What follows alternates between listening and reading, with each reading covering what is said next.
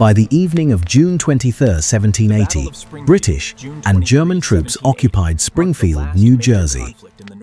They had forced American defenders back from 2 river crossings, entered the village, and set much of it on fire. Yet before the night was over, the invaders were marching towards Staten Island. They had gained the town, but not the road beyond it. The central question of Springfield is therefore not how the Americans stopped every British advance.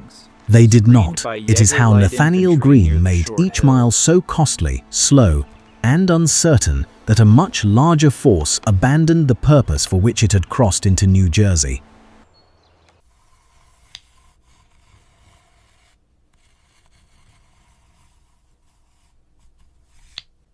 The answer begins with the ground.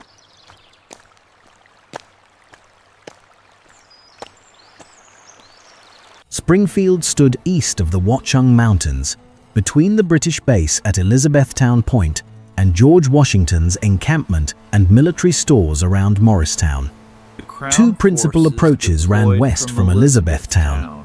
The Galloping Hill Road passed through Connecticut farms and Springfield. The Vauxhall Road ran farther north along the short hills. Both routes crossed branches of the Rahway River, and both led toward Hobart Gap, a passage through the Fauxhunses. Once through that gap, an army would have relatively open country before it on the way to Morristown. Stiff resistance from the Continentals.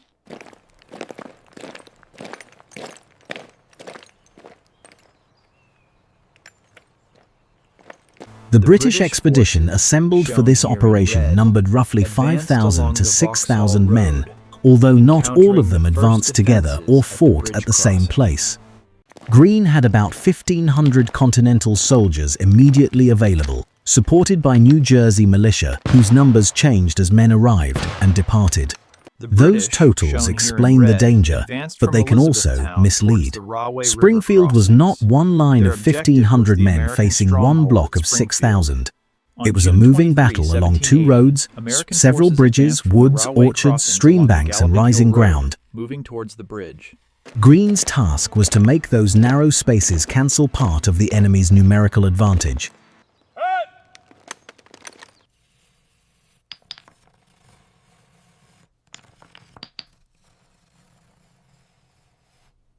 The Crown Force was a composite army. It included the British 37th, 38th, 42nd, 43rd, and other regiments, a Guards battalion, German infantry and Hessian Jaegers, Loyalist formations such as the Queen's Rangers and New Jersey Volunteers, artillery and mounted troops. These units did not all perform the same work. The Jaegers and Loyalist light troops were suited to wooded flanks and reconnaissance. Formed British and German infantry supplied weight on the roads. Artillery could batter a fixed position, but needed time and usable ground to move forward. Greene's smaller command was equally varied. New Jersey and New England Continentals, Lee's partisan corps, dismounted cavalry men, artillery detachments, and militia familiar with local lanes and cover. Springfield would test how those different arms worked together, not merely how many names appeared on a return.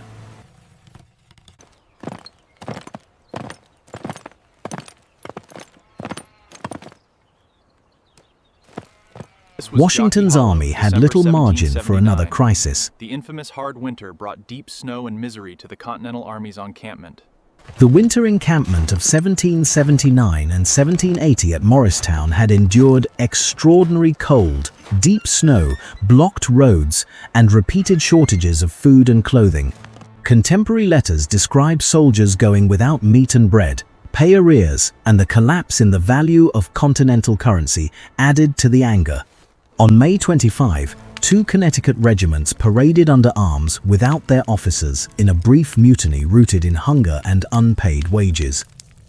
The disturbance was contained, but it revealed how badly the Army's internal strength had eroded. Here at Jockey Hollow.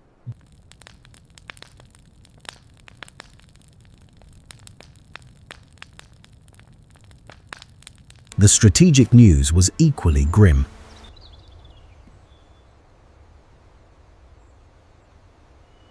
Charleston had surrendered on May 12, taking thousands of American troops out of the war and strengthening the British position in the south.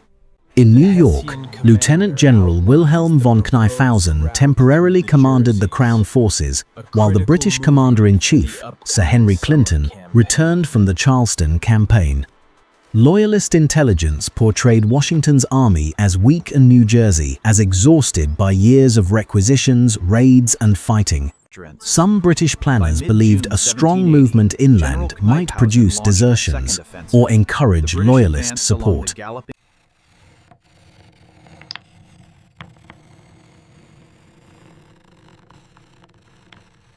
That belief was tested before Springfield.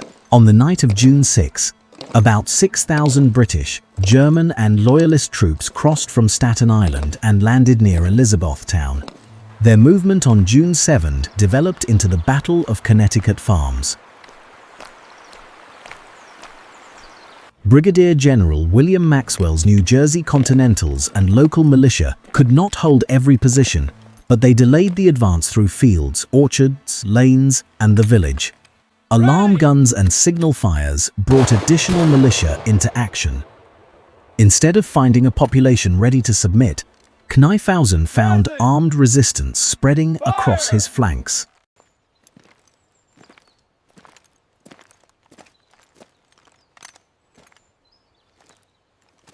The fighting at Connecticut Farms also produced one of the campaign's most inflammatory civilian deaths.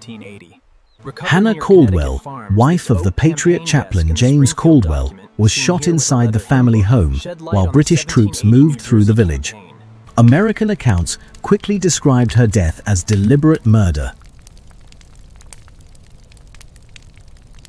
A later reconstruction based on testimony collected by her husband argued that a soldier may have fired after mistaking movement at a window for an armed threat. The evidence establishes her death and the outrage that followed, but not the shooter's intention with certainty.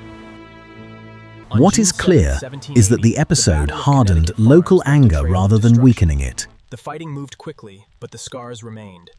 By the evening of June 7, Washington had moved troops toward Hobart Gap and blocked the approach to Morristown. Knyphausen withdrew to the Elizabethtown area.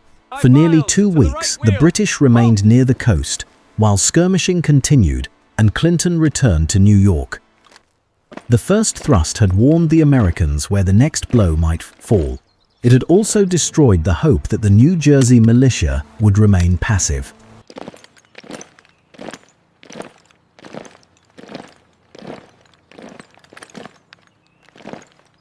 The second advance came on June 23. Washington was not at Springfield. Concerned about British movement toward the Hudson and the security of supplies bound toward West Point, he had taken much of the main army north and was near Rahway Bridge. He left Greene to command the rear guard, covering Springfield and the approaches to the Watchungs. This was more than an incidental assignment. If the British drove through the gap while Washington was displaced, they could threaten the stores around Morristown or force the American commander into a dangerous countermarch.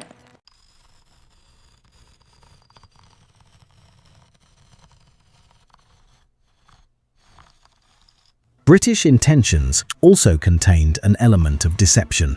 Clinton moved troops and shipping on the Hudson, while Knyphausen advanced inland.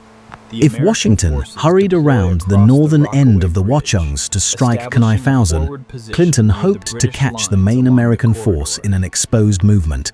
Washington did turn back toward the fighting, but he remained west of the mountain barrier and denied Clinton the engagement he wanted. Greene therefore had two responsibilities at once: prevent a rapid British penetration and avoid creating a crisis that would force Washington into the open.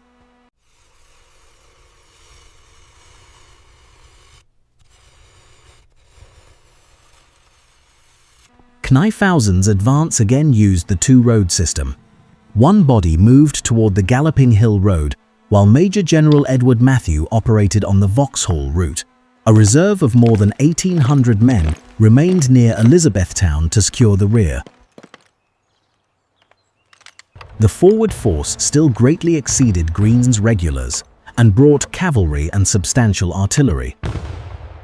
The plan offered several possible gains: clear Springfield, open Hobart Gap, threaten Morristown, and perhaps draw Washington into a position that Clinton could exploit from the Hudson. The exact priority among those aims is less certain than the geography that made them possible. Along the Galloping Hill Road towards the Rahway bridges.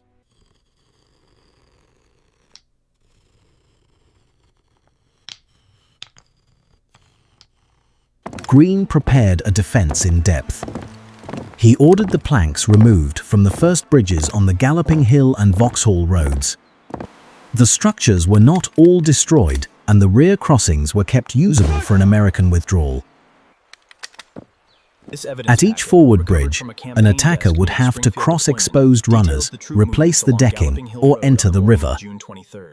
The obstacle was not expected to stop a professional army permanently. Its purpose was to break formation, delay artillery and infantry, and buy time for another line to prepare.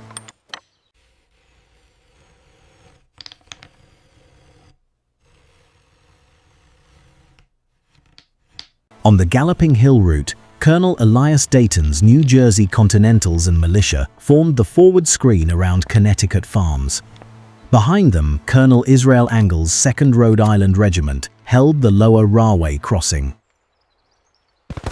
Farther west, Colonel Israel Shreve's 2nd New Jersey Regiment guarded another bridge over the western branch. Major General Philemon Dickinson's militia and additional troops occupied the deeper positions. On the northern route, Major Henry Lee and Colonel Matthias Ogden covered the Vauxhall crossing. Greene kept a reserve on the higher ground near Bryant's Tavern.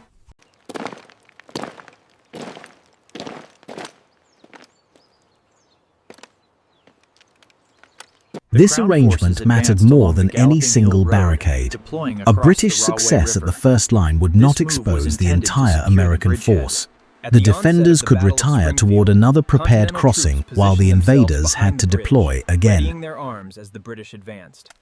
If one British column advanced more rapidly than the other, it risked losing mutual support. If both columns waited to remain aligned, Greene gained time. The American commander was trading ground for delay while keeping Hobart Gap as the position that ultimately mattered.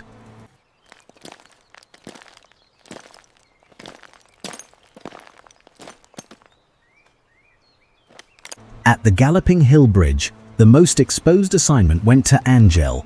Before the war, he had been a cooper in Rhode Island. By 1780, he was a veteran colonel, and his regiment had served through years of hard campaigning. Illness and expiring enlistments had reduced the Second Rhode Island to little more than 160 men. The unit was small, but it was not an improvised gathering. These were experienced maneuvering under pressure.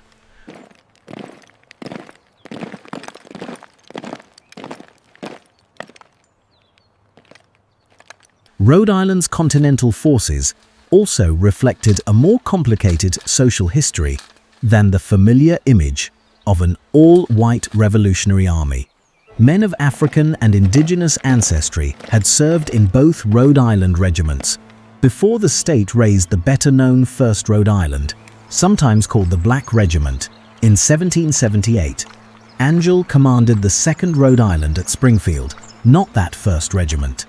Surviving evidence supports a multiracial history for the 2nd as well.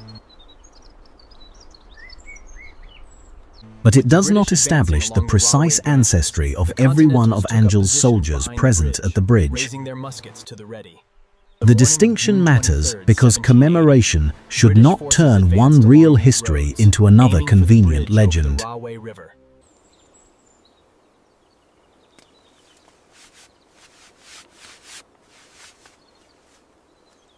The British advance began around 5 in the morning. Loyalist units, including the Queen's Rangers and New Jersey Volunteers, drove in American outposts near Elizabethtown and captured prisoners and several small guns. On the Galloping Hill Road, Dayton's forward force used an orchard and nearby cover to contest the approach. The Loyalist advance initially met stiff resistance. Then Lieutenant Colonel John Graves Simcoe maneuvered the Queen's Rangers against the American flank. Dayton withdrew in good order toward the Rahway before his line could be cut off.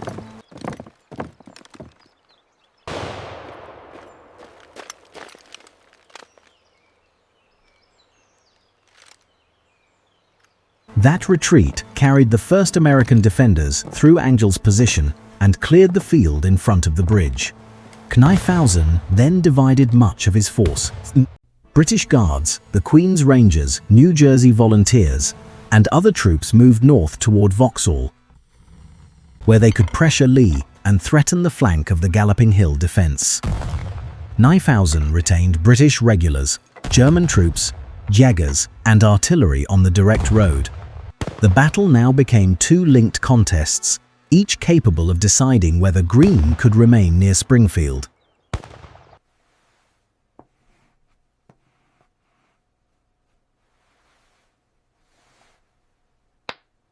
At Galloping Hill, a single American field piece on a knoll behind the Rhode Islanders covered the road and crossing. British artillery answered with a much larger battery. The first British efforts at the bridge failed under cannon and musket fire. With the planking removed, the narrow runners could not carry an assault in ordinary formation. A few men could attempt the exposed structure, but a regiment could not simply march across it shoulder to shoulder.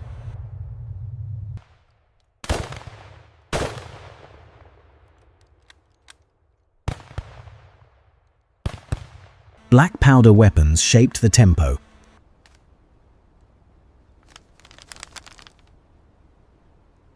A smoothbore musket could deliver a powerful volley at short battlefield range, but every shot had to be followed by a manual loading sequence.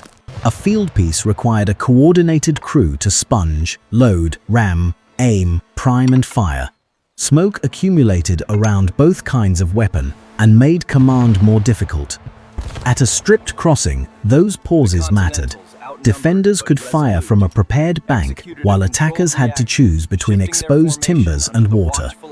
Once the attackers spread along the river and found covered fords, however, the same smoke and broken terrain made it harder for Angell to see and control every approach. Under the watchful eyes of the British.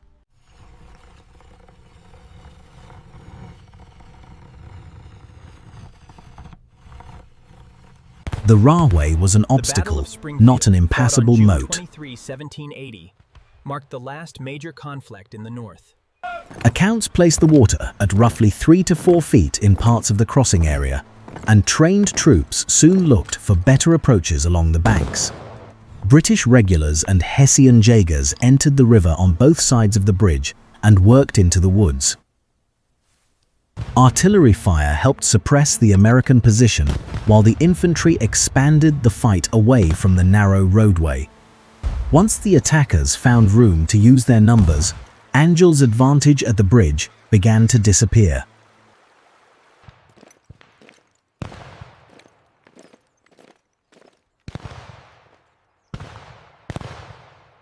For roughly 25 minutes after the fording movement developed, the Rhode Islanders fought through the wooded river ground and delayed forces several times their size. Black powder smoke reduced visibility, and the engagement broke into small groups using trees and uneven cover. This was no motionless last stand on the bridge itself. Angell's men shifted, fired, and gave ground as the British and German troops pressed from more than one direction. Their achievement was not that they prevented a crossing forever, it was that they kept the crossing from becoming a rapid breakthrough.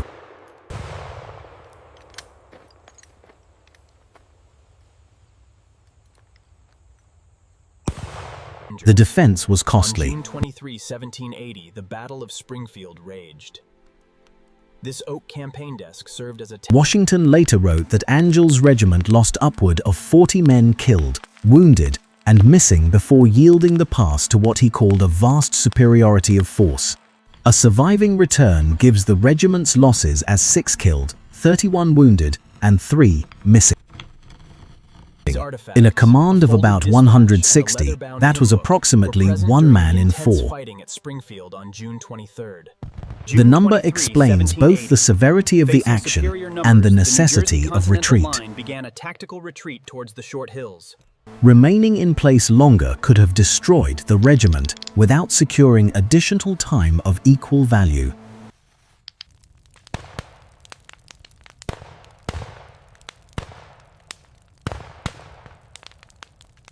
Springfield's best-known story belongs to this phase of the battle. Tradition holds that James Caldwell obtained hymn books containing the works of Isaac Watts when American troops needed paper for wadding, then urged the men to put Watts into the enemy.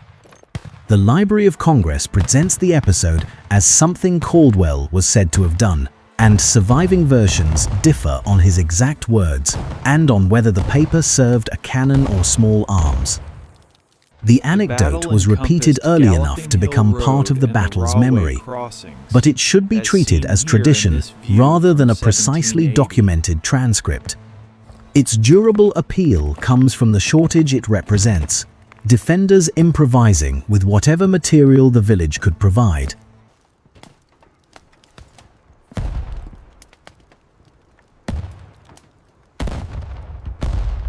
Angell's survivors fell back toward Shreve's 2nd New Jersey at the western branch of the Rahway. The British followed, bringing artillery forward. Shreve's men withdrew under pressure, but maintained their order. When the 38th Regiment attempted to work around the American right, a small Continental detachment in a stone house and nearby militia checked the movement with crossfire. Greene saw a possible advantage, but he also recognized that he lacked the numbers to turn the moment into a sustained counterattack.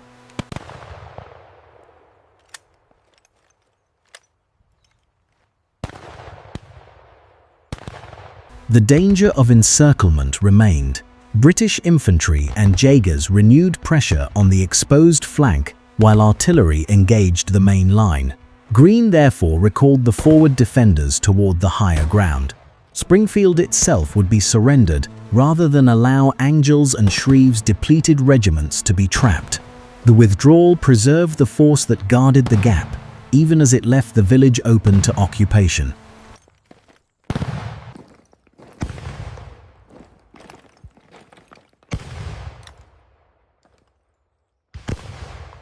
On the Vauxhall Road, Lee and Ogden faced a parallel problem.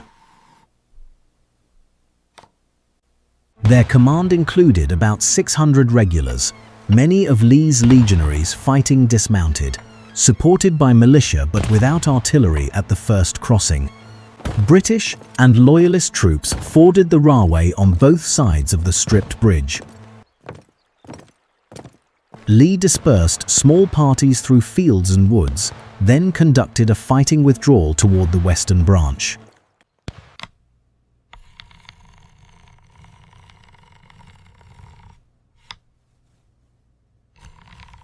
At the next position, Lee arranged companies in echelon so that several groups could direct fire toward the road without standing in one dense line. Simcoe did not drive directly into the prepared fire. His Rangers crossed, deployed, and worked through broken ground against Lee's flank. As the pressure increased, Greene sent 2 New England regiments from his reserve, about 400 men with a cannon. They arrived as Lee's force reached the slopes of the short hills. The appearance of formed troops on higher ground, combined with militia gathering nearby, helped bring the northern advance to a halt.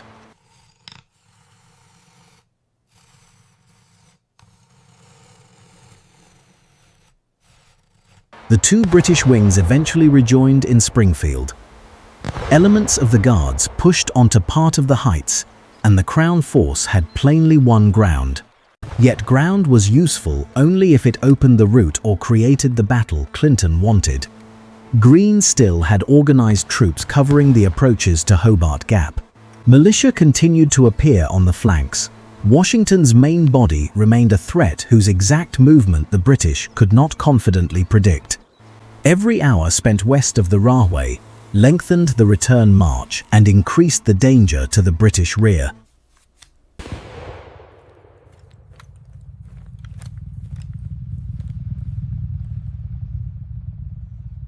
Greene's withdrawals were therefore decisions, not evidence that his plan had ceased to function. He repeatedly pulled units back before a local position became a trap. That preserved experienced soldiers and forced the British to solve a new tactical problem farther west. The pattern demanded discipline. A retreating regiment had to disengage, cross the next line without blocking it, reform, and remain capable of fighting again. If panic had spread at any one of those moments, the British columns might have converted local success into collapse. The surviving accounts instead emphasized that the New Jersey and Rhode Island units generally retired in order.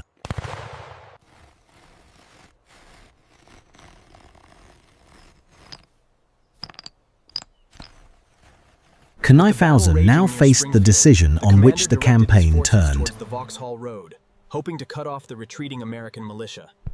He could continue toward the gap against troops on rising ground, with two tired columns that had already fought through several defensive positions, or he could preserve his force and return to the boats.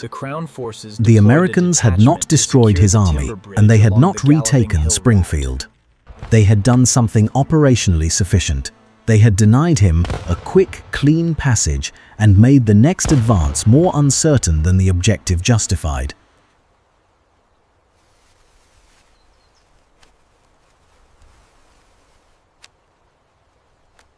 Before withdrawing, Crown troops burned Springfield. The destruction was extensive. Traditional accounts say only 4 houses were left standing, although explanations for why particular buildings survived are not consistent. Homes, barns, shops, and the Presbyterian church were lost. The burning did not prove that the British had been tactically helpless. They controlled the village when the fires were set. It did show the harsh difference between possession and success. Springfield could be devastated without Hobart Gap being opened. For residents, that distinction offered little immediate comfort. A family standing beside the remains of a house did not experience the day as an elegant defensive success. Livestock, stored food, tools, records, and shelter could disappear with the buildings. The military outcome and the civilian cost existed together. Any account that celebrates the delay while treating the burned village as scenery misses part of what the campaign meant to New Jersey. The British and German troops retired in 2 columns, one by the Galloping Hill Road and one by the Vauxhall Road. New Jersey militia pursued along the flanks and from roadside cover. Hessian-Jäger's 30th Regiment protected portions of the southern retreat, while the Queen's Rangers guarded the other column. The withdrawal remained organized, but it was harassed all the way toward Elizabethtown. Around midnight, Knyphausen's troops crossed the water to Staten Island over a bridge of boats.